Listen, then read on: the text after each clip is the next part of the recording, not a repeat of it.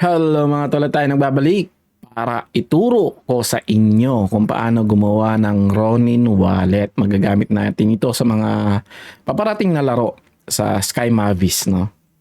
Okay, una, punta lang kayo sa Google tapos i-type ninyo Ronin wallet.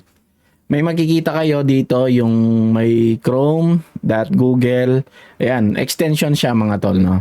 Para mailagay natin sa ating Chrome. Yan, Ronin Wallet at lagay nyo lang add to Chrome. So, add extension at ayun, no?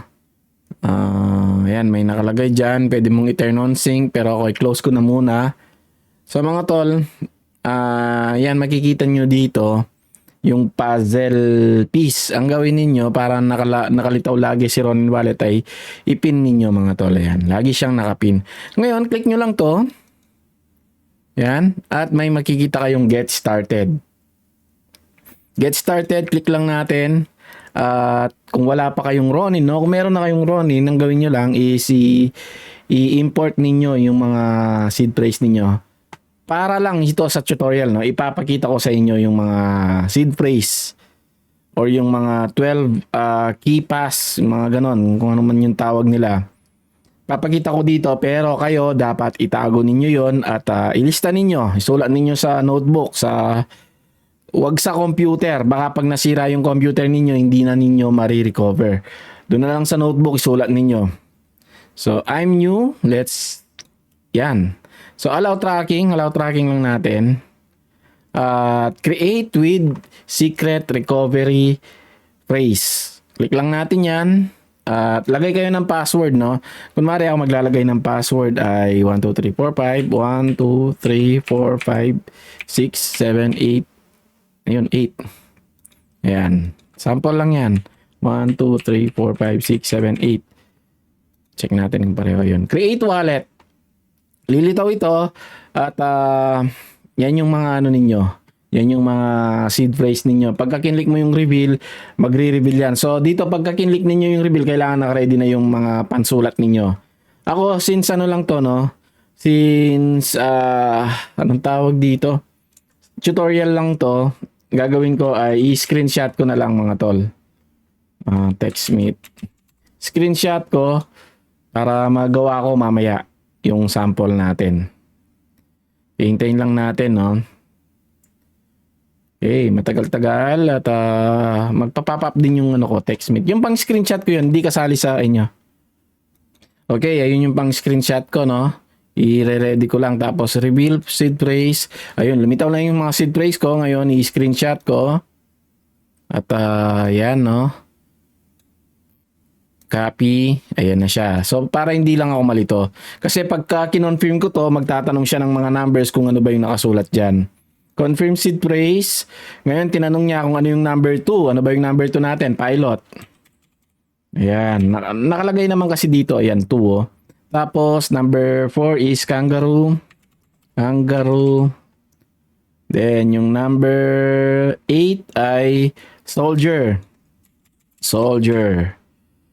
Tapos, yung number 10 is bracket. Bracket.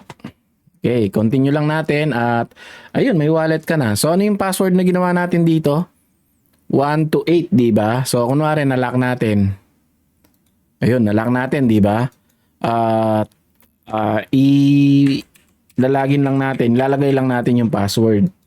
So, ayun, yung password. Ngayon, nalock. Ang problem ay nakalimutan mo yung pin mo dito. Pwedeng ngayon forget pin. Click mo lang yan tapos reset wallet. I already have my wallet, import now. So ang gagawin mo lang is use seed phrase, use a secret recovery phrase. Ayan, no? Secret recovery phrase, ito ita-type mo yan, isusulat mo lahat yan. Kunwari, lagay ko lang sa side, no? Kunwari, wagon space pilot space Dutch space kangaroo space course. Teka, baka may ayan, course.